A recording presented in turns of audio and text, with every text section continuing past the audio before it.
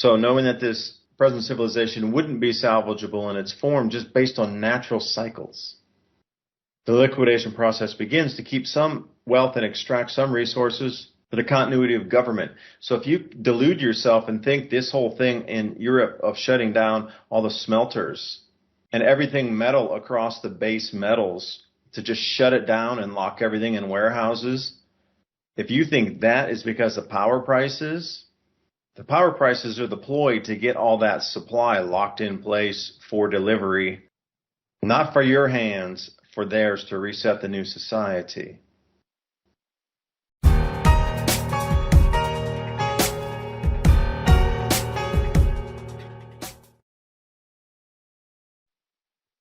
And welcome back for the second hour of mini Ice Age conversations. I'm right here with Ransom Godwin, 420 TV Freedomist Films. Talking about how new grow zones may be set up. And is this really a reset that has gone on many times before? Where the history has changed after the reset? Because I'm still of the volition that as the electromagnetic fields shift going into 2024, when we get that second toroid looping magnetic field between the outer solar system and our sun, with the Earth in the middle, I really believe there's going to be something strange happen with the crust. There's going to be a lot of pulling, rifting, shifting, things that bridges, for example, railroads, conduits, pipelines, water pipelines. You've seen a lot of water pipeline breaks these days. Those are the kind of things that will be affected in the top, 1 mile of the crust or so with this new looping field. Things might squeeze out like toothpaste across the surface of the Earth, anywhere from 3 to 10 to 15 feet deep in some places, which would bury, imagine a 100 square mile area that, something oozed out of the Earth, and by the time it solidified and reached the outer areas, it was only 3 feet deep, but right where it oozed out of the Earth, it was 15 feet deep, and it buried buildings. And Ransom, before the break, you talked about, what if there was a previous civilization at the Younger Dryas impact? There had to have been. They were coming out of the Ice Age for, 5,000 years they were coming out of the Ice Age. From the really, really, really cold period, breaking out of that, again, what causes a shift out of the Ice Age into this warming period we experience right now? And what shifts us back into? It's got to be electric. Electromagnetic for sure. But you need the magnetism to take the electric currents. They're intertwined, literally, field-aligned currents. What do you think that society, where would it have stemmed from? Because you got to think there was a previous interglacial about 118,000 years ago. So the exact same conditions that we experience right now were experienced 100,000 years ago. So think about our civilization, how far we've supposedly come, quote unquote, in the history that's been given to us from 3000 BC or even the year zero to the last 2,000 years up until today. That's a lot of accomplishment in 2,000 years. Now, they literally had the same brains, same bodies. You never would have known they were any different other than, no, you wouldn't have. They're exactly the same as we were. Had 10,000 years of warmth, 110, 118,000 years ago. Let's put it in that range.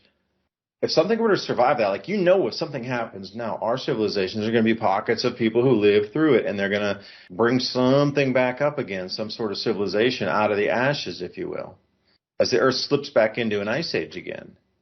That's the same society I say survived from the last ice age interglacial that came all the way to where it was coming out of the ice age, and then boom, that cometary impact right there on the ice sheet. See, that was something that probably didn't happen during the last ice age or the previous two, that they were able to carry some sort of civilization from one ice age interglacial to the next. The 90,000 years in ice, they were still there. They just shifted. They more if they were down near the equator, they were further, whatever. But this society still exists and just moves through, whether there is an ice age or not. Population is going to be different, but the same society you're referencing at that Younger Dryas, which disappeared, and then what?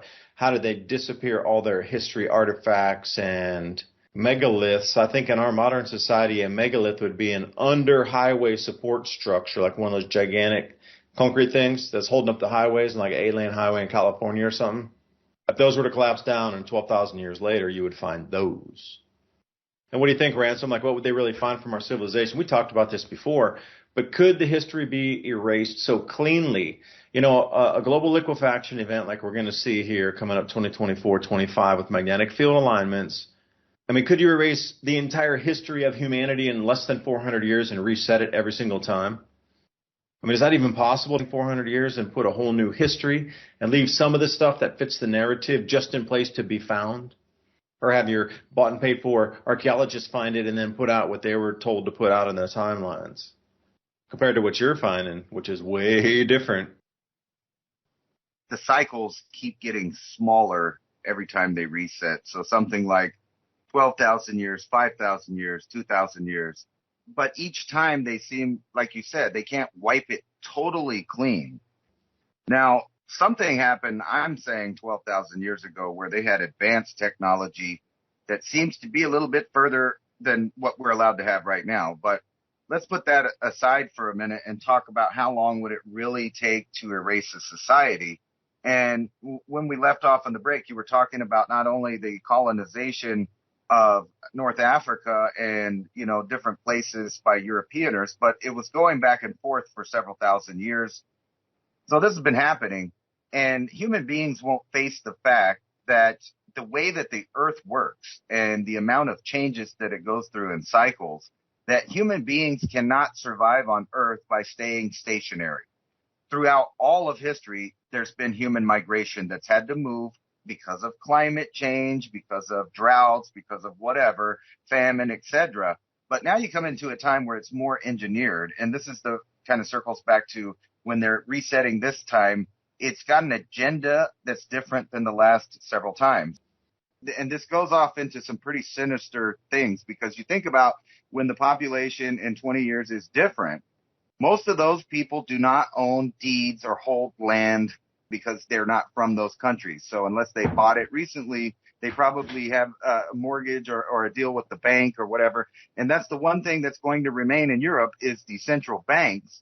But meanwhile, most of the properties are going to transfer over to the banks from families that have had these farms and these houses. And then when they have no children to take the land, of course, it's going to go back into the hands of the banks, which are going to resell all of this land to the new population. So they're making money hand over fist, except for there's only one problem going to be in Europe, is that you're going to have this idea of balkanization, which is so many different kinds of people that don't want to change to a new culture that are in the same areas. You're going to have circumstances like we had in the breakaways. They're going to have these clashes of what's left of the youth that are still in the countries. And then guess what's going to happen? It happens on a small scale, as those remaining European families are going to move. They're going to move out. They're going to sell their land, which changes the total population. And then the voting changes, the culture changes. And then you get back to what I was talking about, that they start eradicating books, historical stuff, to where the old world, the old empires are totally reset and destroyed. And they start these new places. This has happened, I don't know how many times. And you can think about it on a small scale, like the American city. They call it gentrification now, is what they call it. So basically you had white neighborhoods that had new houses and stuff in the 40s and 50s. And you had black neighborhoods that had nice houses, and they had their own booming economy that started going good. And they had nuclear families and things like that. But then all of a sudden they offered welfare, and the nuclear family has been breaking down since Lyndon Johnson introduced basically welfare to the country. And then they took away the jobs, manufacturing stopped. So the people that still had a little bit of money moved out of those cities. The ghettos became bigger. And then later, all the property values dropped to nothing. Nobody owns anything. And then eventually in time, people start coming back because they're buying up all the land that's now cheap, because it's been destroyed and then brought back up. You could see that the banks are the constant, the money printers, the money manipulators. And you would imagine that each time that the world has reset, those are the same people. You can call them what you want, the elite, the royalty.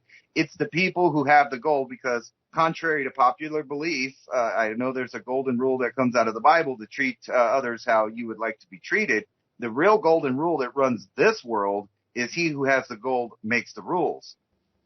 And it's so funny that I was just put out a documentary that was talking about how much gold they were finding in the Grand Canyon, and the banks were panicking that the price of gold would go down to nothing. And this was around the same time as they created, the creature from Jekyll Island, and we went into the central banking system.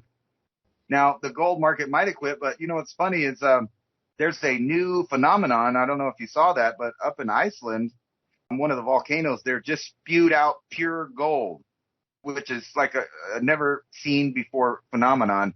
So that tells you like what's going on in the earth, where one of these usually veins of gold that would fall down to the bottom when the water and whatever happens because it's a heavier element goes down to the bottom. What's going on inside the earth when it's spewing out, chunks of pure gold out of some streak of gold or vein of gold that's under the earth? You were talking a lot about the top of the crust shifting and you seeing that in a real way, like people's water and electricity and things like that being cut off. It seems like the government is preparing everybody for these ideas. Look down in Mississippi. Yeah, every town sees that. It seems to be on like a 50 or 60-year cycle. Well, those old factory districts, nobody wanted to buy that land down there. It might have been, pollution, what we're finally understanding more about toxic chemicals. It was used for this, that, and the other. It was warehouses. It was a railroad depot. The train doesn't come anymore. It was an old factory. There's a cool smokestack, whatever. Oh, now those are like art gallery museum areas. Before it was a high crime area. Like you say, if you follow that same timeline, then say 1940s and 50s, and then it becomes really depressed value in the 70s, and then it smolders there until the mid 80s or, mid 90s. People pick it up a little more, and then suddenly in these last, 20 years, they're like, oh, it's a cool place. Let's turn this factory. Look at the large door. It's cool artwork, whatever. It seems to be a good 60. So what would that be, 46? Not even longer. Hey, you know what? It's like an 80-year cycle. It's right on exactly sitting the 80-year cycles of boom and bust. That's exactly what it is. You hit that on the head. 80-year cycle. That, what you're talking about, gentrification cycle, is the fourth turning. Because it goes through all those cycles of, that's it. So the gentrification cycle sits on top and rides on top of that. Klaus and Stroud, the fourth turning.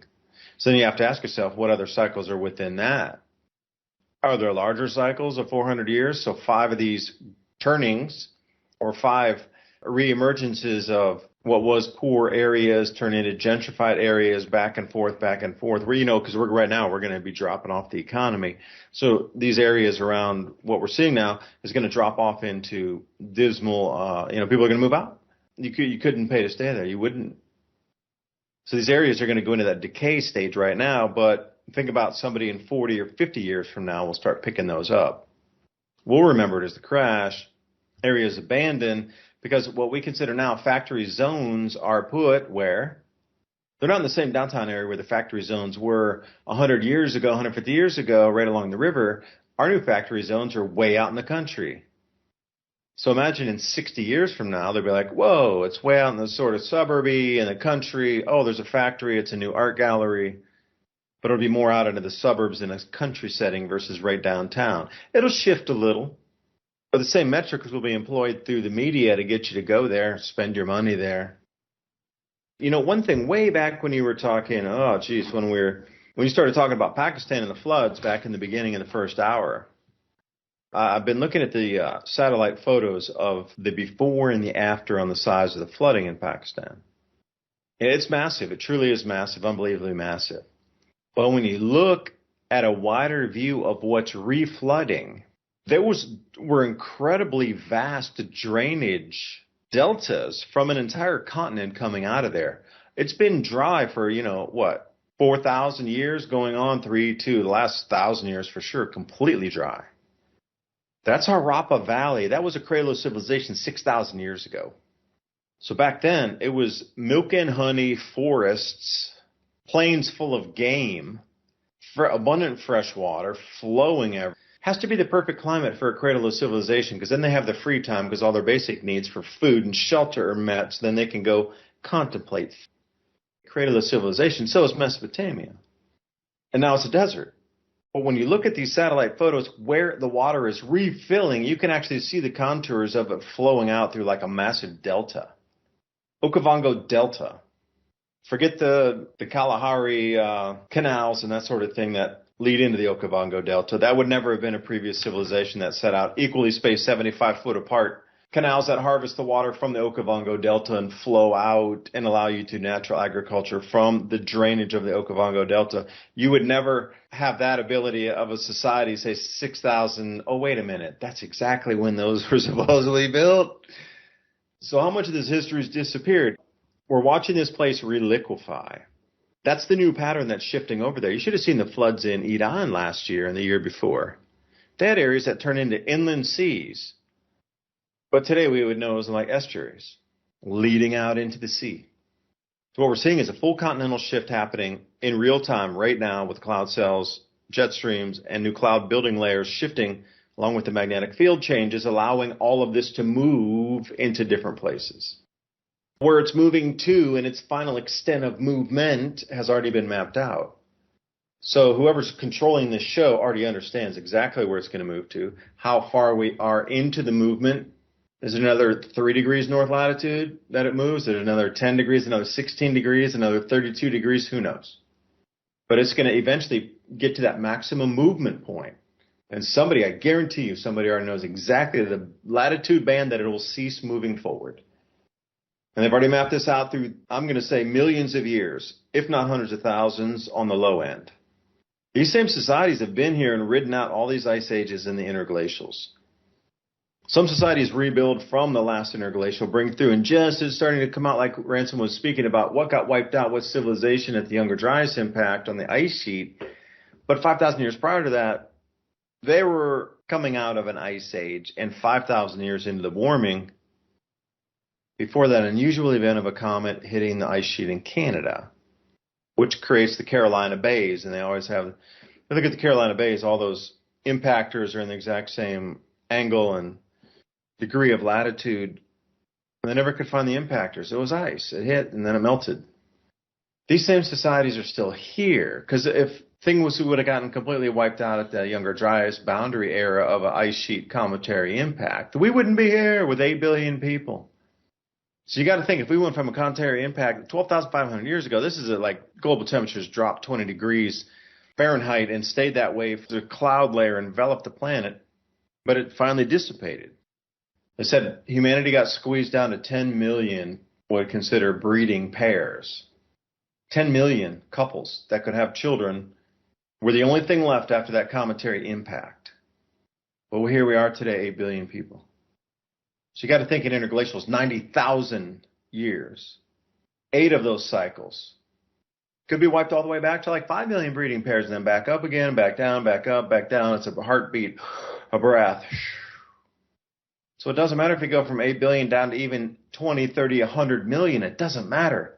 You know, think about it as an off-planet species looking at the human race as nothing more than a vibratory creature to control to get emanating energies off of the being. Forget the physical flesh. You want to affect the mind so it vibrates at a certain frequency. That frequency comes off and it's food or harvestable for another species. That's what it's looked at. So it doesn't matter. The earth will just keep rebounding. So who cares? See, that's the way I'm starting to look at these things is, we're in this contraction period. It's meant to put off a vibration for some entity to feed off of. It's almost like the earth's being harvested, liquidated, and everything. It's getting ready for the petri dish to be cleansed and started over. But I'm wondering, this juncture of reset, not in a nefarious way, although it is, for not warning the people. The 400-year cycle, knowing that it's going to impact exactly these years and start these years, there would be famines anyway. So knowing that this present civilization wouldn't be salvageable in its form just based on natural cycles.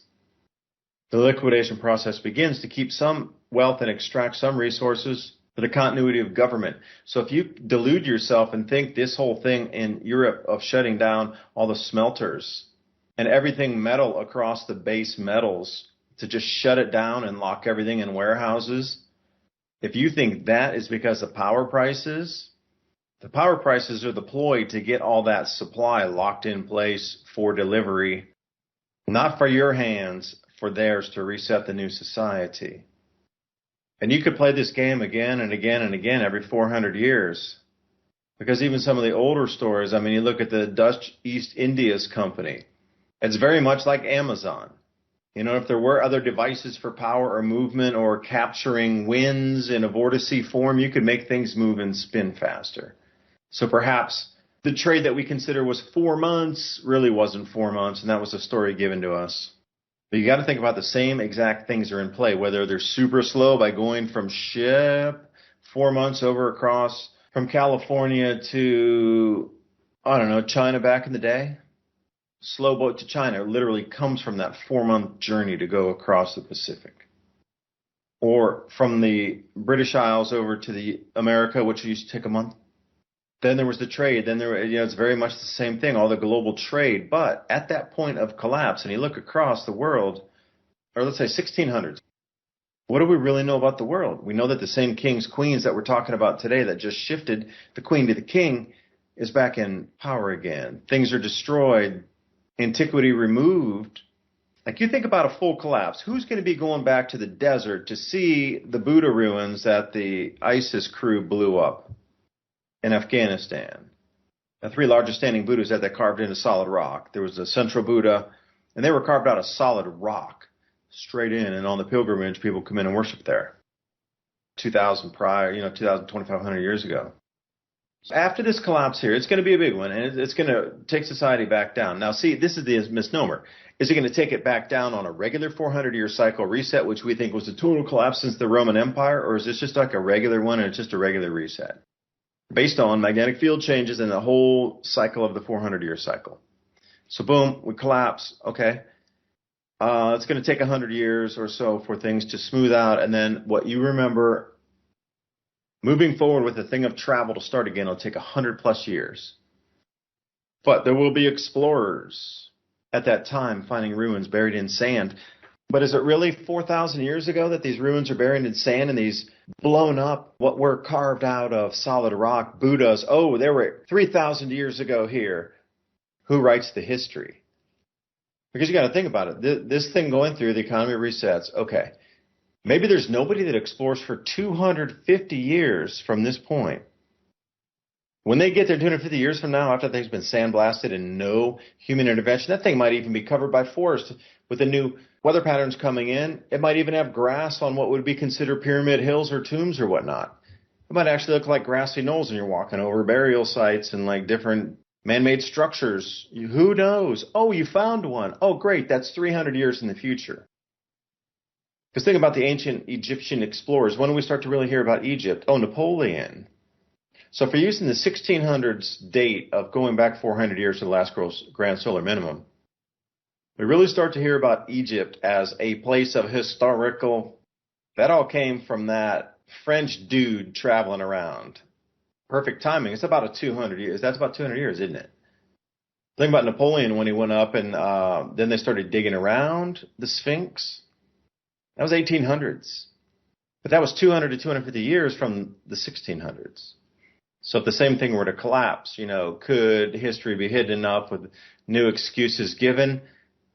Because if you follow the play that they've done so far, is the Smithsonian grabs any of the ancient antiquities, especially giant skeletons, and anything found that doesn't fit in tool and metallurgy and stonework and sculpting that we can't even do it today, even with CNC lathes. It's so off the hook that you would need plasma coming out to melt the stone instead of actually chipping it off. And then you'd have to polish it afterwards with incredible high. I don't even know if you would be using a sanding disc at that point, more ultrasound that might mimic some sort of scrubbing substance. But that's what you need to do to get to the level of where they find these objects that have been sculpted, which is way above what we can do today. So, that was advanced. It disappears. What you see is what they let you see. In Egyptian Antiquities Museum, that's all they let you see is the same damn mummy you've ever heard of. The Tutankhamun thing, the gold, the mummy sarcophagus. Dude, that's all you get. The exact timeline. So then what are the other institutions? Nature magazine. Oh, they tightly control the peer-reviewed research about ancient history coming out. The digs. History is very sculpted and very curated for us. But I think we're at maybe 200 years is enough to wipe it completely clean. But that nomadic history of the last 7,000 years, and then suddenly, start planting corn and we need to stay in the same place. How many resets have there been? Is that the same story they tell every time we come into the 12,500 year cycle? It's ironic you talk about the 1800s because, I've been looking into studying Mayan and Aztec history. And for the longest time, it was perpetrated that Teotihuacan was an Aztec city. But it turns out it was just like the Great Pyramid in Egypt, and it was completely covered over. The Aztec barely saw a small portion of the city when they called it the City of the Gods. Now that there's been more dating on it, right about the time that they uncovered megalithic stones, they stopped digging because, that wasn't fitting in with the Aztec narrative of who built the thing. So it now turns out that Teotihuacan is a city built by an unknown empire about 100 years before the first Mayan city was built. They've given it the name Teotihuacanos as the people because they don't know who did it. Now, the Aztec came later. They found small portions of it. They buried some of their artifacts and stuff there. They were really impressed with it, but it kind of makes you wonder, why is it exactly at that same time in 1806 that, an archaeologist finally comes along to Teotihuacan and says, hey, there's a big old giant city here. Let's start digging it out. They dig it out. That's the same time period they're digging out Egypt. And as anybody has actually studied Egyptian history, they'll realize that all of those sarcophaguses and most of the writing on everything, almost all of that is from the Pharaonic people who came along and also found the Great Pyramids. They've been trying to hide that for a long time because they wrote all these Egyptology books. And the hieroglyphs and stuff obviously came later because some of the creations that were made from the Anwar province and some of the artifacts that they find in the later pharaonic tombs, they didn't make, but they came along and they carved it. They didn't even have anything that could like polish diorite down to a mirror surface. They didn't have tools that could cut these stones. So we kind of know that they found them. And then their later works are obviously mortar and smaller blocks. They cut the older blocks to make new monuments. We see the keystone cuts and all of these things from not only South America, Central America. You find it in Angkor Wat. You find it all over the places that have megalithic stones. It's this technology that can be identified that had no writing on it on these megalithic sites, no writing whatsoever. However, they did have some unique signatures of their technology, which is strangely shaped trapezoidal pieces and these keystone cuts. And that right there is an indication that they had hardcore metallurgy because they were melting metal to fit into these keystone cuts to keep these giant blocks together, because it seems like at whatever time period they were making that, there was a lot of geologic activity, and they had enough technology to build these superstructures out of megalithic stones that could withstand the shaking of the earth. And now you fast forward. What happened to that? We don't know, but these other civilizations came and they sat on it, and then they went, and their empire failed, and they disappeared. And then we come along with the modern archaeology that obviously does not tell the truth, because one of the key indications that there was something really big to hide is whenever the Smithsonian Institute got involved in archaeology in the Americas, in which they usually shut down everything. They shut down digging. And you notice that this is a worldwide phenomenon where the archaeological digging and research only goes to a certain point, and then they'll just stop, and it'll be decades and decades, almost 50 years before anything new comes out, because they want to sell books. They want to indoctrinate their story. But now we're coming to a time where it's very possible that the grids are going to shut off. And the grid equates to everyone's new cyberpunk life, where they live in these apps, social media. This is where they're getting all their information. And if that just turned off, just a situation ripe for collapse. So we know we're in that time period. It's just a question of how. And it seems like the powers that be have been testing the waters in these small beta tests. Turn off the power here, lock down the people there. Evidence is pointing to they are pulling the plug.